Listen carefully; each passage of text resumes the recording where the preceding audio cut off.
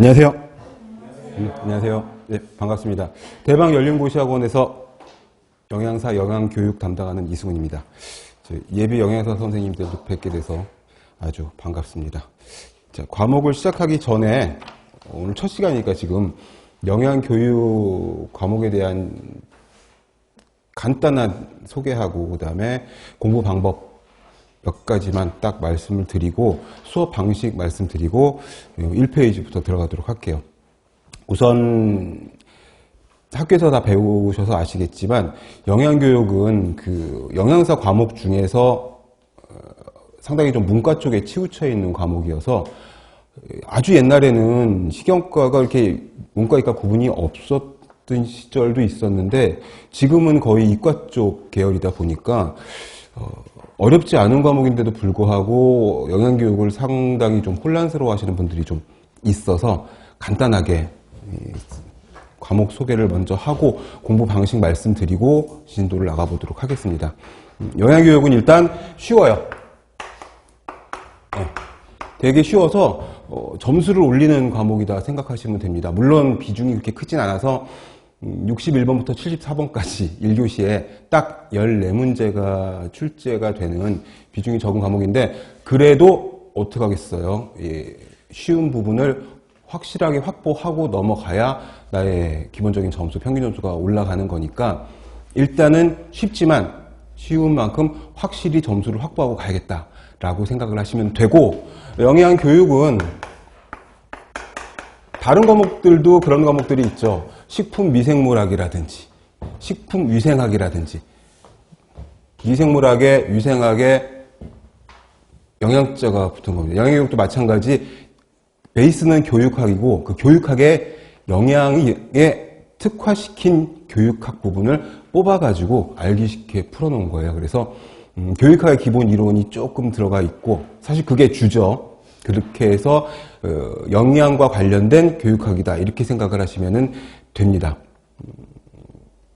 최근 5년 동안은 기출문제들이 다 이제 공개가 되어서 그래서 이제 혼란스러운 문제라든지 뭐 이런 것들 정답과 문제를 이제 확실하게 알 수 있는데 그 이전에는 뭐 아시다시피 비공개였으니까 기억력에 의존한 그런 좀 불완전한 문제들도 있고 한데 지금은 공부하기가 아주 쉬워졌고요. 수업 양식은 일단 이론 파트를 하고 그 다음에 뒤에 보시면 다른 과목도 마찬가지겠지만 챕터별로 예상 문제, 기출 문제들이 들어가 있어요. 그래서 챕터별로 이론 먼저 하고 그 다음에 그 챕터에 해당하는 문제 풀고 다시 다음 챕터 이론하고 문제 풀고 그렇게 가도록 하겠습니다. 공부 방법은 다른 거 아니고요. 용어. 이게 제일 중요하다고 봐요. 왜 그러냐면 식품학이나 영양학이나 식품화학이나 생화학이나 생리학이나 이런 이과 쪽 베이스 과목들은 많이 좀 이렇게 익숙한 그런 용어들이 많이 나오는데 이쪽은 문과 쪽 성향이 굉장히 높은 과목이다 보니까 용어가 낯선 것들이 되게 많고 문제나 그 문제에 주어지는 보기들 자체가 이제 상당히 익숙하지 않은 것들이 있어요. 그래서 용어의 개념 요거를 제가 반복해서 설명을 해 드릴 거예요. 쉽다고 제가 계속 강조를 하고 있는데 쉬운 것도 사실 문제를 좀 알아먹어야 우리가 이해를 해야지 쉬운 거지 수학 문제처럼 아니면 뭐 우리 생화학이나 영양학이나 이런 데서 효소 이름 외워가지고 딱 문제를 보고 딱딱딱 정답을 골라내는 이런 것들이 아니라 문제를 좀 읽고서는 그 문항을 이해한 다음에 그 중에서 이제 선택지, 보기들 중에서 답을 찾아내야 되는 거니까 개념을 숙지하지 않으면 그 용어의 정의를 확실하게 알지 않으면 어려울 수가 있다라는 거죠. 그래서 용어의 정의, 용어의 개념, 그 다음에 이제 나아가서 요즘 많이 나오는 문해력, 문장을 이해하는 그런 부분에 초점을 맞춰가지고 설명을 해드리고 진도를 나갈 거예요. 이거는 이제 반복해서 읽으면 어렵지 않은 내용이니까 수업 중에도 반복해서 말씀을 드릴 거고 그 다음에 1시간 수업하고 그러니까 한 주 수업하고 그 다음 주 수업할 적에는 앞에 부분들 전부 제가 이제 짤막하게 요점만 리뷰를 하고 진도를 계속 이어서 나갈 거기 때문에 따로 집에 가서 뭐 예습 복습을 한다거나 그러지 않으셔도 수업 중에 여러 번 반복이 되어서 슬며시 이제 외워지는 그런 효과를 노리도록 하겠습니다. 그 다음에 이제 제일 중요한 거, 노란색으로 합시다. 이 문해도 좋고 개념의 숙지도 좋고 다 좋은데 이게 제일 중요해요. 이게 사실은 영양교육을 하는, 영양교육 공부를 하는 핵심 키워드예요. 무슨 소리냐면 내가 이 영양교육을 하는 영양사다, 상담 영양사다, 내가 담당 영양사다라고 감정이입을 하는 거죠. 그래서 매년 이제 합격 후기들 보시면은 도움이 됐다는 말씀들을 많이 하세요. 합격자분들이 빙의 돼서, 내가 영양사에 빙의 돼서, 아직은 아니지만 빙의 돼서 문장을 읽으면 문제가 확실하게 좀 더 빠르게 분명하게 이해가 됩니다. 영양교육이라는 게 지금 우리가 피교육자 입장에서 하는 공부가 아니라 이 영양교육은 다분히 내가 이제 상담자의 입장에서 학생이면 학생, 직장이면 직장인, 아니면 병원이라면 병원에서 환자나 보호자들에게 내가 어떻게 영양교육을 효율적으로 할 것이냐, 거기에 초점을 맞춰가지고 생각하시면 아주 쉬워요.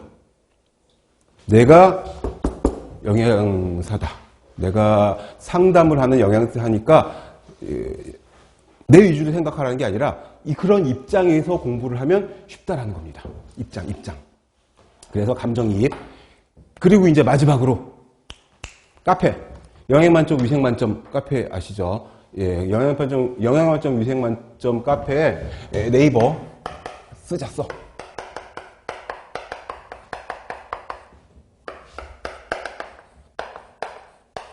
이 카페를 하루에 한 번 이상은 제가 들어가서 게시판을 보기 때문에 보다가 안 되는 거, 공부하다가 안 되는 거, 문제 풀다가 이해가 안 되는 부분이 있으면 올려주시면은 제가 이제 아침에 나이 먹으니까 새벽잠이 없어져가지고 되게 일찍 일어나거든요. 이제 3시, 4시 막 이때 일어나가지고 게시판 한 바퀴 삥 돌고선 일과를 시작하기 때문에 밤 12시에 올리건 새벽 2시에 올리건 낮 12시에 올리건 간에 아침 6시 이전에는 답변이 올라가 있을 거예요. 그래서 적극적으로 이용을 하시면 피드백이 굉장히 원활하니까 그것만 잘 이용을 하시면 공부하시는데 아마 도움이 되실 겁니다. 익숙하지 않은 용어, 그 다음에 감정이입, 그 두 가지, 그 다음에 카페. 그러면 끝납니다. 반복은 제가 해드릴 거니까 계속 필기하고 여러 번 듣고 하시면 도움이 되겠습니다.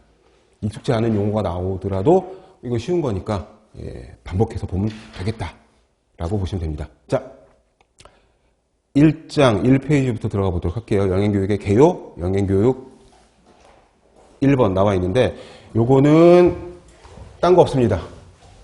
여기서는 순서 첫 줄에 나와 있다시피 지식을 활용해서 태도로 변용하고 바꾸고 그 다음에 스스로 행동에 옮기도록. 그게 뭐냐면 KAB예요. 세로로 쓸 걸 그랬나?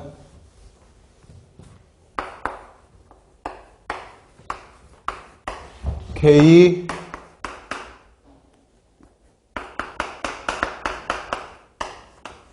다음에 behavior.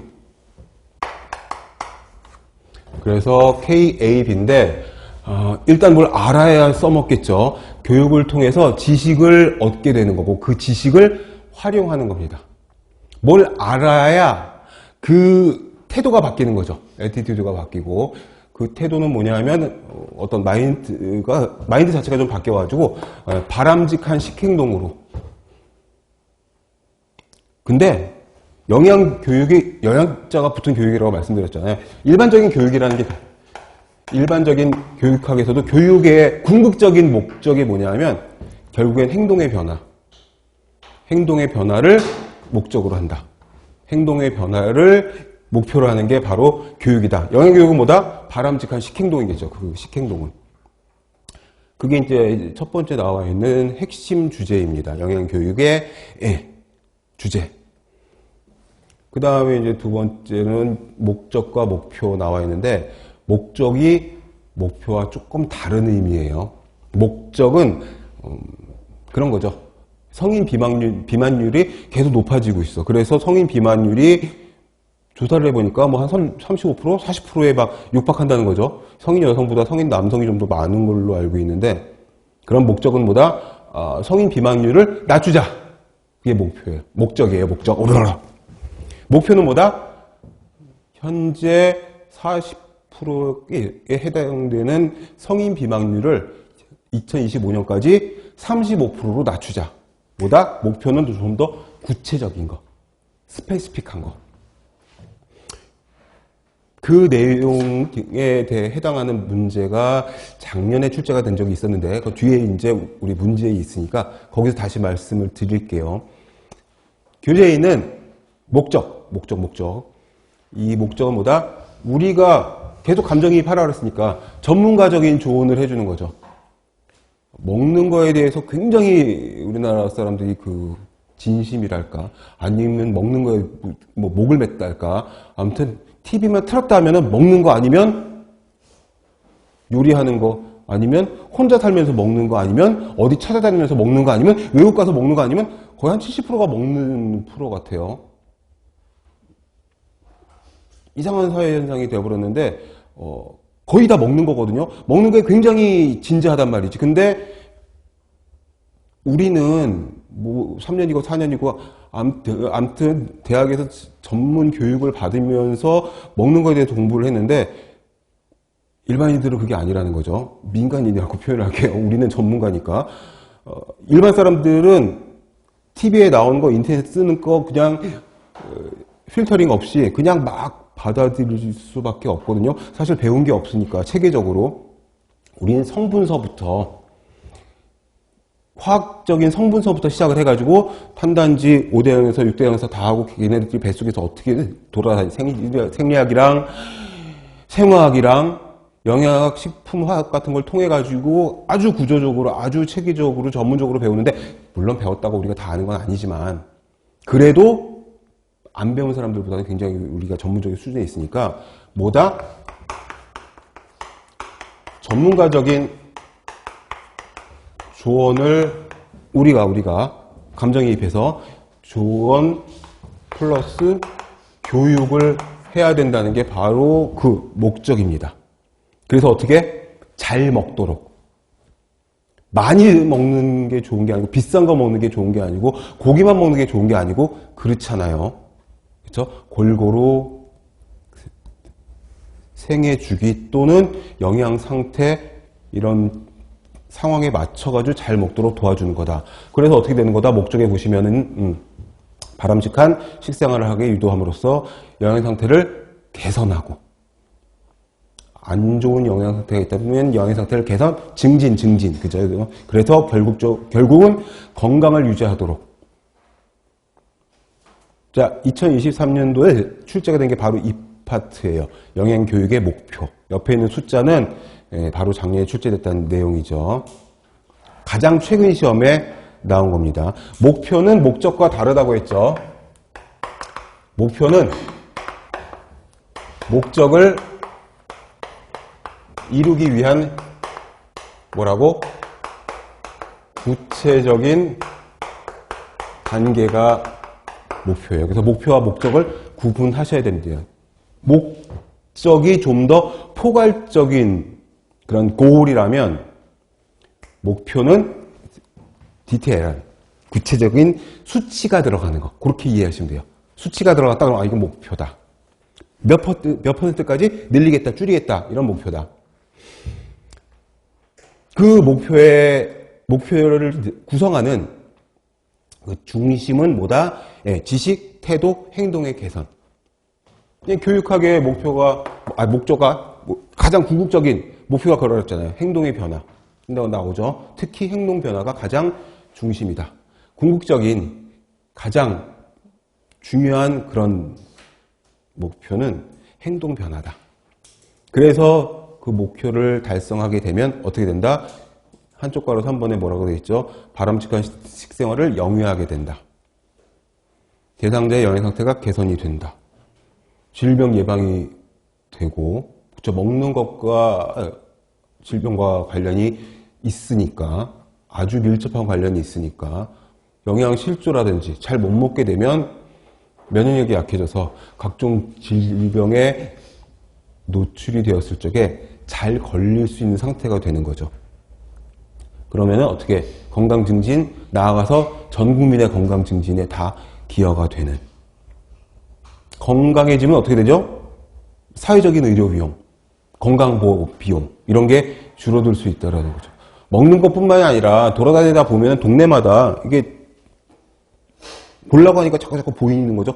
동네마다 공터나 놀이터나 이런데 성인들을 위한 운동기구 이런 거 되게 많잖아요. 뭐 이것도 있고 이것도 있고 되게 많잖아요. 뭐 거꾸로 매달리는 것도 있고 되게 많은데 틈만 있으면 다 있더라고요. 아침에 나가서 산책이나 운동 나가가지고 보면 또 다들 하고 있어요. 또 빈자리 없이 거의 비와도 막 하고 있는 사람들도 있고 막 그런데 그게 뭐냐면 이제 결국은 건강해지면 병원에 덜 가게 되고 병원에 덜 가게 되면 건강보험 비용이 낮아지고 그러면 전체적으로 우리가 지출하는 보험료 부담이 낮아질 수가 있는 거죠. 뭐다 그게 국민복지 향상에 기여가 되는 그런 내용이다. 만약에 영양교육 목표 달성을 통한 의의로 옳은 것을 고르시오 이런 문제가 나왔다면 바람직한 거, 좋은 거, 당연한 거 고르시면 됩니다. 나쁜 내용 하나도 없으니까. 예전에는 이 영양교육에 대한 필요성이 별로 중요하지 않았어요. 그러니까 옛날이라고 하면 이제 7, 80년대 이때까지는 비만율도 높지 않았고 성인 비만율도 높지 않았고 아동 비만율 당연히 높지 않았고 뚱뚱한 아이들이 없었어요. 제가 어릴 적에는. 정규예어에 막 뚱뚱한 데니까 막 1명, 2명 막 그 정도 이전 시절이 있었는데 거의 이제 80년대 중반 이후부터 패스트푸드점 이런 거 막 들어오고 식생활이 바뀌고 이제 경제 수준이 올라가면서 잘 먹게 되고 그 다음에 이제 먹는 것보다 운동량이 적어지니까 비만 플러스 고혈압 플러스 당뇨 이런 환자들이 되게 많이 생기게 된 거죠. 그래서 이 영양교육의 필요성은 사회적인 변화 이걸 되게 수반해서 예전에는 중요하지가 않았어요.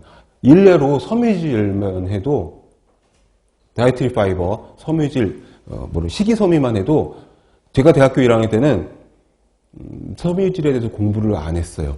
그냥 소화가 안 되는 거, 먹으면 똥 되는 거 그리고 넘어갔었어요. 진짜로. 그랬는데 최근에는 섬유질의 기능성이 되게 많이 중요시 돼서 저도 학교에서 수업할 적에 섬유질만 나오면 그냥 막 침을 막 쫙 뿜어대면서 무지개를 막 피워가면서 섬유질의 중요성, 기능성에 대해서 막 설명을 하는데 그게 이제 바뀐 거다. 그래서 어떻게 된 거다? 예전에는 없었던 직종이 생겼잖아요. 영양교사가. 그전에는 급식교사, 학교 영양사 이렇게 불렀는데 영양교사가 생겨서 정교사죠. 그래가지고 영양교육이 되게 중요하게 특히 이게 학교니까 성장기 아이들의 영양교육이 되게 중요하다. 중요성이 많이 대두됐다. 이렇게 되는 거죠. 자, 한쪽 가로 4분에 있는 과정을 보시면 일단 영양교육은 영양 상태가 취약한 집단을 있다면 찾아내서 이들의 영양 문제나 요구는 뭐냐? 필요성 말하는 거예요. 필요성. 요구 진단, 요구 파악, 요구도 이런 말이 많이 나오거든요. 요구는 필요성이라고 생각하시면 돼요. 방금 전에 말씀드린 어색한 용어라든지 많이 쓰지 않는 용어들이 나와가지고 문제를 읽을 적에 조금 좀 어색하게 한다든지 이해를 빨리 안 되게 한다든지 그런 부분들이 바로 이런 것들이어서 요구 파악, 요구도 이러면 얼마나 영양교육이 필요한 사람이냐를 묻는 거다라고 생각하시면 됩니다. 그러니까 영양 문제가 있으면 어떤 영양교육이 필요한지 전반적인 영양 불균형이다 하면 균형 잡힌 영양이 필요하겠죠. 그런 것들이 요구도 또는 병원에서 당뇨 환자가 입원을 했다. 그럼 어떻게 전반적으로 칼로리 조절을 좀 해줘야 되고 당뇨식계의 또 기본은 또 살짝 저염이 들어가야 되니까 그런 것도 들어가고 신장질환자다. 그러면 굉장히 좀 철저한 영양관리가 들어가요. 그게 다 요구도다. 얼마나 이 사람에게 이러한 교육이, 이러한 식단이 필요한 거냐. 병원에서야 우리가 해다가 식사를 차려다 드리니까 상관이 없지만 한부모 가정이다. 아니면은 뭐 혼자 사는 어르신이다. 뭐 이러면은 굉장히 불균형한 영양이 필요할 테니까 그 개인에 맞춰서 그 집단에 맞춰가지고 딱 그 취약한 집단의 요구도를 파악을 해가지고 필요성을 파악을 해가지고 교육을 해야 된다. 그리고 체계적으로 해야 된다. 병원 얘기를 자꾸 하는데 환자식만 해도 그렇잖아요. 수술 후에 어떻게 미음서부터 시작해서 죽, 연식, 그 다음에 점차적으로 점진적으로 일반식으로 가니까 체계를 세워서 아무것도 모르는데 탄수화물, 지방, 단백질 막 이런 걸 들먹이면서 막 우리가 하는 전문 지식을 막 쏟아내면은 좋아하지 않겠죠. 알아듣지도 못할 테니까. 그럼 어떡하겠어? 그러면 이제 알기 쉽게. 특히나 이제 어린아이들 같은 경우에는 영양소보다는 식품 종류로 교육을 하면 훨씬 좋겠죠. 그걸 이제 반복해야 된다. 거기 줄 쳐주세요. 반영, 반복, 실행, 효과 증대.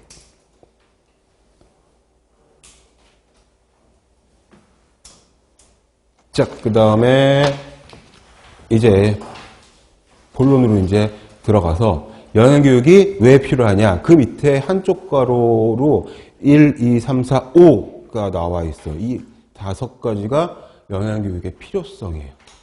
여기서 이제 세부적으로 막 아주 디테일한 부분까지는 필요가 없는 게 읽어보면 이해가 되는 부분들이거든요. 어렵지 않아요. 여러분들이 이제 전문 지식을 많이 배웠으니까 이 영양학에 대한, 영양교육에 대한 어떤 마인드가 좀 있단 말이죠. 그래서 큰 제목들 일단 표시를 하시고 왜 영양교육이 필요하냐. 첫 번째는 인구가 변했어. 그걸 조금 어렵게 조금 전문적으로 인구 사회학적 변화. 사회라는 게 별거예요. 사람과 사람이 모여있으면 사회입니다. 직장, 가족, 그 다음에 커뮤니티, 동네 이런 것들이 다 사회잖아요. 인구 구조가 바뀌었어. 저출산 고령화. 그래서 아이들보다 이제 노인들이 더 많아진 그런 세상이 됐는데 일단 고령화가 되니까 아이들은 잘 먹고 잘 뛰면 되는데 노인분들은 또 그렇지가 않아서 잘 먹어도 아플 수가 있으니까 건강 수명을 증가시키기 위한 영양교육. 평균 수명은 우리나라가 굉장히 높은 걸로 되어 있는데 여기서는 평균 수명 말고 이거 건강 수명이라는 개념을 하나 거기 적어주시면 좋아요. 평균 수명과 건강 수명이 좀 달라요. 이게 중요하다. 건강 수명은 뭐냐? 그러니까 평균 수명이 살아있는 기간을 말하는 거라면 목숨을 유지하는 기간을 말하는 거면 건강 수명은 그거보다 좀 더 활동을 하면서 식사를 내가 스스로 차려 먹으면서 화장실, 몸 씻기, 옷 갈아입기 이런 것들이 제대로 되는 수명. 그러니까 누워서 자리 보존해가지고 이렇게 그게 아니라 일반적인 정상적인 활동을 하는 수명을 건강 수명이라고 해요. 그게 더 중요하다. 그래서 우리 연애사 과목에는 없지만 이제 유생사 과목인 공중보건학 이런 데 들어가면은 그게 있어요. 이제 평균 수명 말고 건강 수명을 늘리자. 평균 수명은 80 넘어갔지만 건강 수명은 아직 거기에 미치지 못하고 있거든요. 76세, 74세 이래요. 왔다 갔다 하는데 아무튼 그렇다. 그 다음에 이제 두 번째가 식생활이 사회화됐어. 식생활이 사회화됐다는 무슨 소리야? 이게 이제 식생활의 패턴이, 식생활의 유형이 바뀌어버렸어요. 거기 뭐라고 돼 있어요? 간편식 이런 말 나와. 이건 써야 되는 거구나. 자, 식생활의 패턴이 바뀌었어. 주부의 취업, 새로운 얘기도 아니지만 아무튼. 그 다음에 가족 구성원들이 전부 다 영양학에 대한 지식을, 식품에 대한 지식을 좀 알고 있어야 되는 거예요. 그래서 이 식생활의 사회는 거기 써주세요. 간편식 같은 게 되게 많아졌고 외식의 비율이 높아졌고 1인 가구가 굉장히 많아졌다고 하죠. 그게 이제 사회상의 변화가 되는 거죠. 또 이거 알죠? 들어보신 적 있죠? 홈 밀 리플레이스먼트. 지금은 좀 일반화된 건데 사실 이게 한 10년 전까지만 해도 그렇게 많이 높지는 않았는데 이게 이제 어떻게 편의점이나 상점에서 사다가 포장만 뜯거나 렌즈만 살짝 돌리면 바로 먹을 수 있는 그런 푸드 형태, 식품의 형태를 홈밀 리플레이스먼트 HMR이라고 하잖아요. 이런 것들로 많이 바뀌었기 때문에 그래서 영양교육도 필요하다. 왜? 편의점에서 파는 도시락, 뭐 욕하려고 하는 건 아니지만 아무튼 외식, 간편식 이런 것들이 우리 가족에 맞춰서 내 건강 상태에 맞춰서 또는 굉장히 건강한 식사라고 볼 수 있냐 하면 또 그렇지 않은 경우들이 있으니까 뭘 좀 알고 먹어야 된다는 거죠. 그래서 이제 영양교육에는 그것도 되게 중요하게 들어가요. 영양 성분 표시 읽는 법. 그것도 오해하고 잘못 읽고 안 읽고 뭐 이런 사람들이 되게 많으니까 실제로 작년에 영양 성분 표시 식품에 붙어 있는 거 있잖아요. 그게 그대로 복사돼서 시험 문제 나왔어요. 우리 좀 이따 풀어볼 겁니다. 그 다음에 식문화가 변화된 게, 뭐, 그렇죠. 핵가족화, 1인 가구, 식생활의 가치관. 1인 가구는 영양불량의 위험이 있다. 핵가족이 왜 관련이 있냐 하면은, 영양교육, 식사교육, 예절교육 같은 것들이 예전에 대가족화에 돼 있는 그런 가족에서는 밥상머리 교육이라고 해서 그런 것들이 좀 됐었거든요. 그런데 이제 그런 것들이 이제 빠져버리고, 저녁 식사 이런 것들은 가족의 소소한 매일매일의 이벤트라고 볼 수 있는데 1인 가족이나 핵가족 이런 건 다 시간대가 다르니까 혼자 먹고 막 이런 경우들이 많단 말이죠. 그러면 속도도 빨라지고 많이 먹게 되고 편식을 해도 누가 아무 소리 안 하고 막 이렇게 돼서 영양 불균형이 될 수가 있단 말이죠. 그러니까 구체적으로 들어가면은 다 이해가 되는 내용들이니까 인구 사회학적 변화가 이런 게 있구나. 대충 먹게 되는 면이 많아요. 그래서 뭐라도 좀 알면 잘 먹을 수가 있는 거죠. 아니, 우린 또 같은 전공을 한 사람들이니까 우리만 해도 사실은 뭐 편의점에서 뭘 사 먹거나 아니면은 뭐 이렇게 외식을 하거나 그래도 속으로 그런 생각이 가끔 들 때가 있잖아요. 이런 식으로 먹으면 오늘 단백질 비율이 너무 높은 거 아니야? 오늘 염분 섭취가 너무 많은 거 아니야? 나만 이런 생각하나? 아니, 그런 생각을 할 수가 있거든요. 근데 일반인들은 아예 모른단 말이지. 그리고 이제 요즘은 TV나 인터넷이나 이런 데서 막 그냥 막 보여지는 내용들이 한쪽 영양소에 너무 막 치우친 그런 것들이 되게 많아서 균형 잡힌 내지는 올바른 식생활 내지는 건강 식생활 이런 것들이 개념이 많이 좀 부족한 게 사실이거든요. 그게 이제 인구 사회학적인 변화, 인구 구조의 변화인데 두 번째는 질병 구조. 사실 이게 제일 중요한 거긴 하죠. 이 영양 불균형이라든지 영양 교육의 부재로 인해서 생길 수 있는 가장 극단적인 피해일 수가 있으니까 식생활과 관련된 만성 질환. 만성 질환이 뭐죠? 다른 말로 퇴행성 질환이라고도 해요. 예전에 성인병이라고 했는데 뭐 한 20, 30년 전부터 성인병이 아니잖아요. 아이들도 걸릴 수 있고. 한 30년 넘은 것 같아요.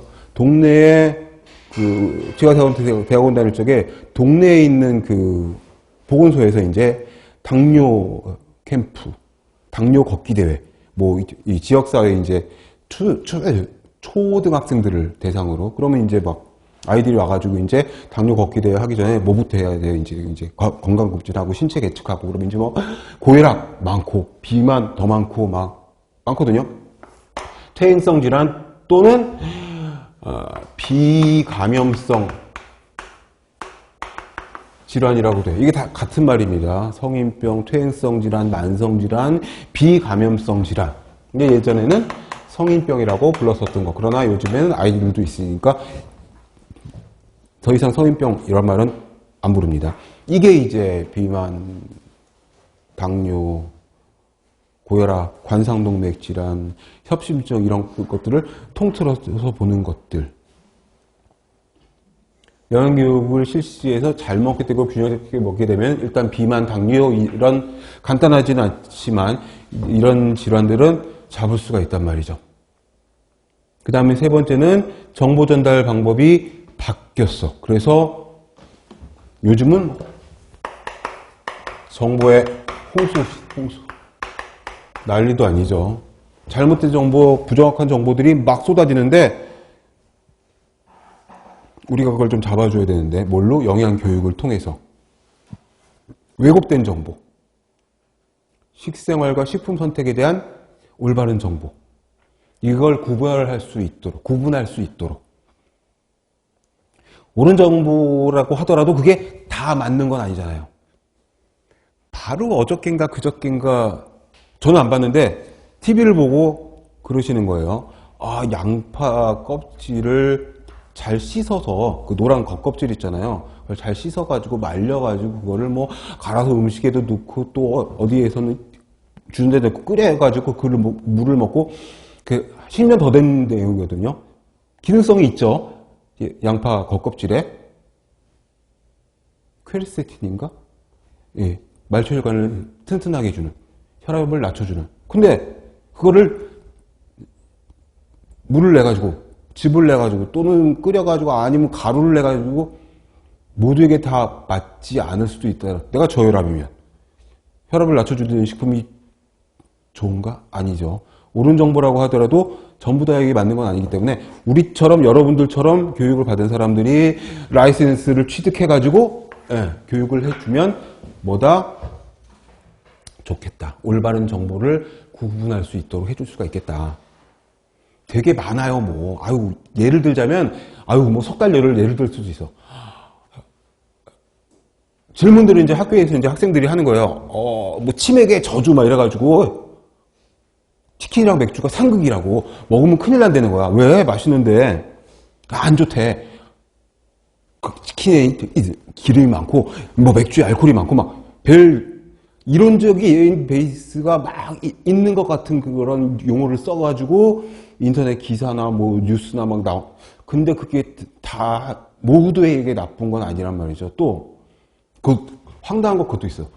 아침에 모닝롤 있잖아요. 모닝빵하고 오렌지 주스를 아시는 사람 안 된대. 소화불량이 오고 또 뭐라더라? 아무튼 안 좋대. 그래가지고 읽어봤더니 뭐냐면 모닝빵은 탄수화물이고, 그죠? 빵은 탄수화물 식품이고 오렌지 주스는 오렌지가 100%니까 산성이라는 거지. 그래가지고 그 두 개를 같이 먹으면 소화가 안 된다는 거예요.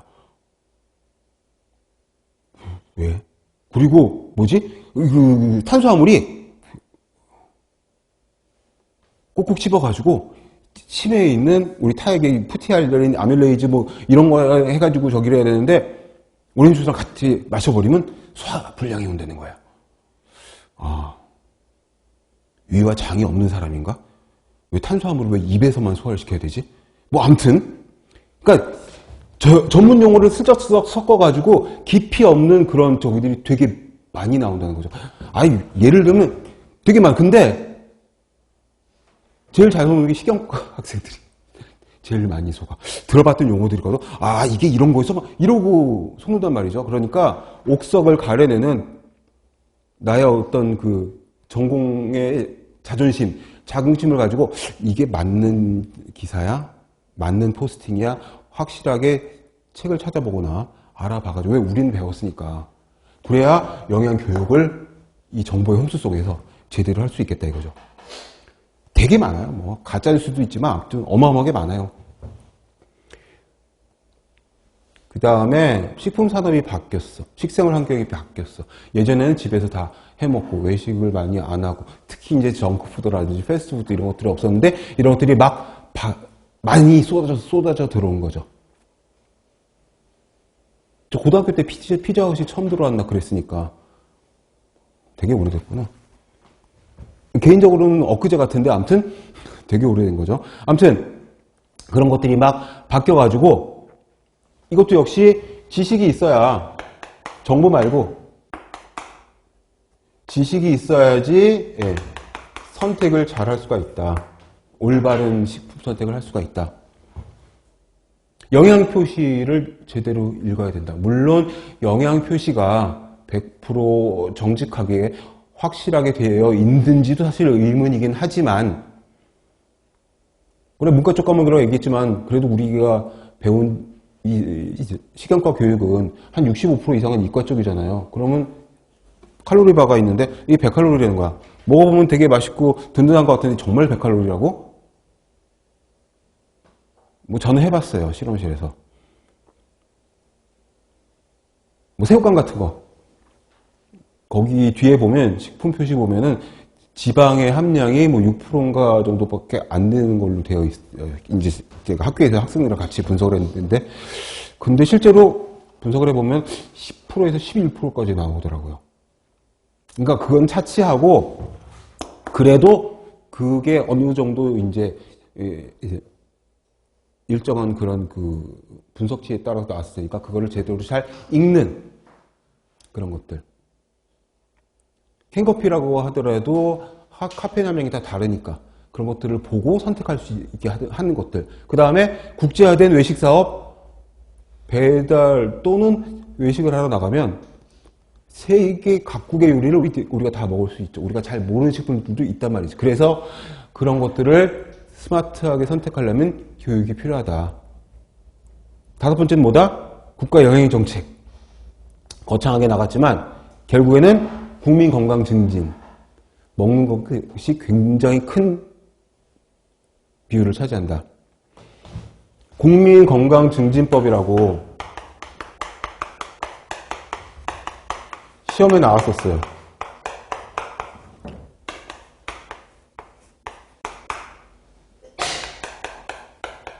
만들어진 게 95년이에요.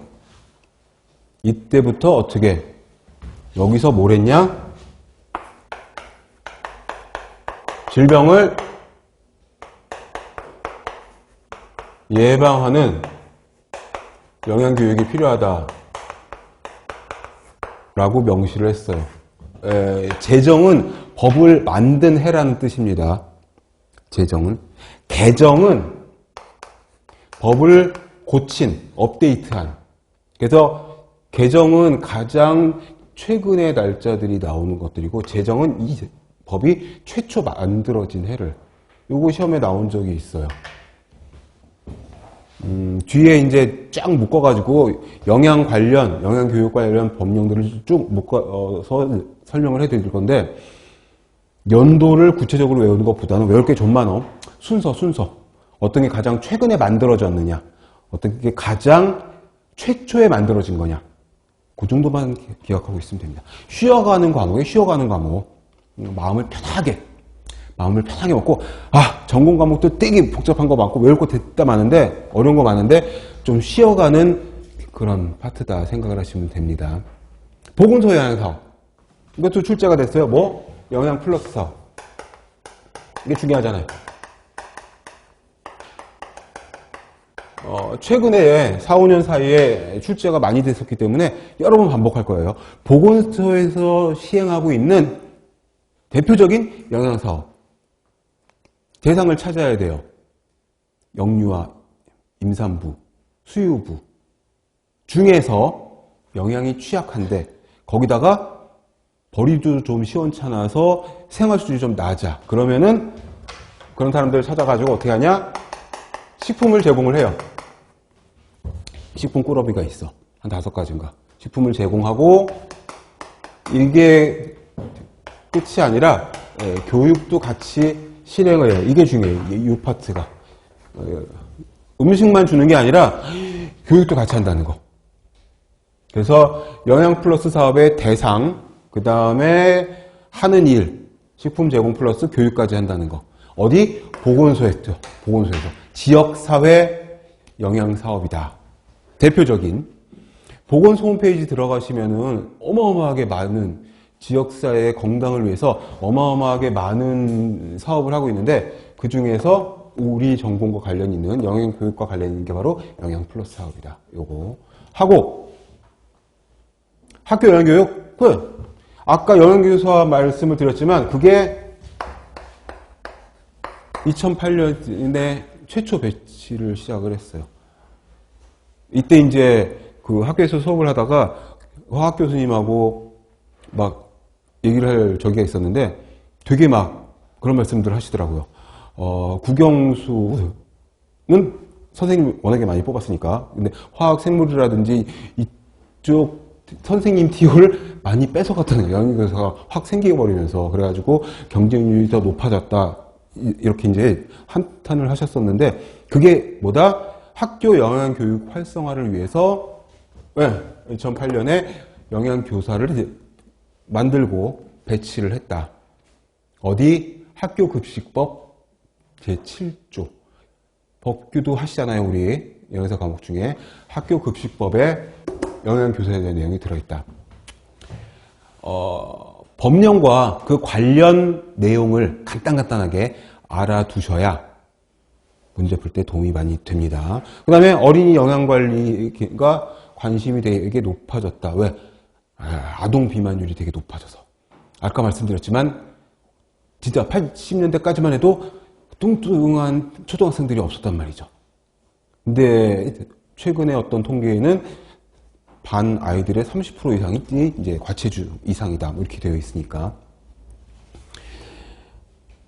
거기 나와 있는 어린이 식생활 안전관리 특별법. 이 법 이름이에요. 좀 길지만. 여기서 뭘 이야기를 했냐 하면 유해식품 판매를 하면 안 된다. 어디? 학교 주변 200m 이내에서는 뭐다? 유해식품을 팔 수 없다.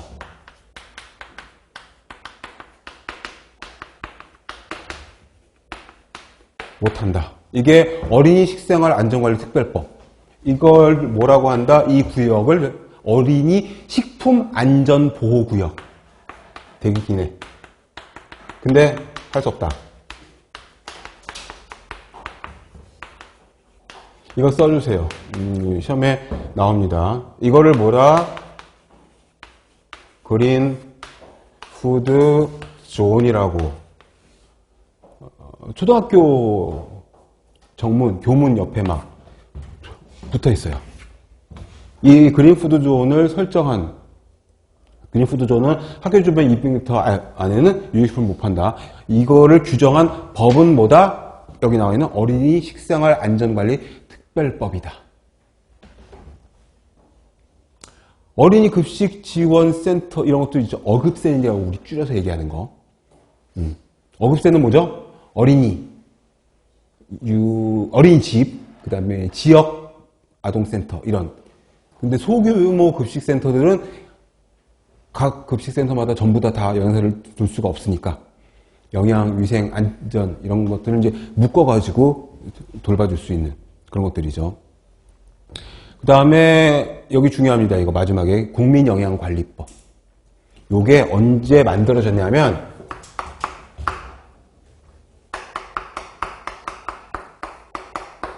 2010년에 만들어졌어요. 최초로. 법 이름 중에서 영양이 들어간 최초의 법이에요. 그래서 시험에 잘 나와요. 영양 쪽에서는 이 법이 되게 의미가 크니까. 식품위생법은 위생에 치중된 거지 영양 쪽에 치중된 건 아니거든요. 식품위생법은 62년도예요. 좀 됐죠. 근데 아무튼 국민영양관리법은 영양이 특화된 영양이라는 글자가 들어간 최초의 법이다. 그게 잘 나온다. 5가지. 영양교육이 왜 필요하냐? 요 5가지다. 세부적인 것들은 뭐 어렵지 않으니까 제가 써드린 요 몇 가지만 적어주시면 크게 문제가 없을 거고, 그 다음에 이거 중요하니까. 최근에 2번 이상 출제가 됐어요. 그 다음에 영양교육은 왜 어렵냐? 이것도 너무나 당연하고 너무 쉬운데 당해보지 않으면 또 몰라요. 이게 학교에서 공부한 거하고 또 달라가지고 여러분들이 이제 상담 영양사예요. 상담 영양사. 병원에 이렇게 따로 있지만 학교에 대해서는 식단도 짜고 상담도 해줘야 되고 교육도 해야 되고 포스터도 만들어 붙여야 되고 뭐 다 해야 되죠. 직장에서도 산업체 영양사도 마찬가지 식단 짜고 발주 검수 뭐 다 해야 되지만 직원들이 물어본단 말이죠. 왜? 영양학을 전공한 건 그 회사에 나 하나니까. 그럼 물어봐. 수시로 물어봐요. 아니, 모르니까. 물어보기 좋잖아요. 영양사가 있으니까. 전화해요. 아니, 오늘 나온 된장국이 몇 칼로리야? 뭐, 그럼, 몰라. 내가 그렇게 맨날 외고 있어. 된장국에 두부를 많이 먹었는지, 이 사람이 국물까지 다 쪽쪽 마셨는지, 건더기 다 남겼는지, 모르니까. 근데 그렇다고 해서, 몰라? 괜찮아. 뭐, 이러면 안 되잖아요. 그러니까 어떻게, 어마운트라도 러프하게 알려줘야 되겠죠? 이런 것들이 전부 다 영양교육에 들어갈 수가 있는데, 첫 번째가 그거예요. 대상이 단일하지 않고 획일적이지 않아. 그러니까 말이 어려운데 대상이 다양해. 산업체라면 성인 남녀일 것이고, 학교라면 초등학교라면 초등학생일 거고, 중고등학교라면 사춘기 아이들일 거고, 다 다르죠. 어린이집도 다를 거고, 특히 병원은 굉장히 다양할 거고. 그래서 그 다양한 집단의 영양 상태라든지 다양한 집단의 영양 문제를 파악을 해야죠. 내가 교육을 할 집단이 어떤 집단인지.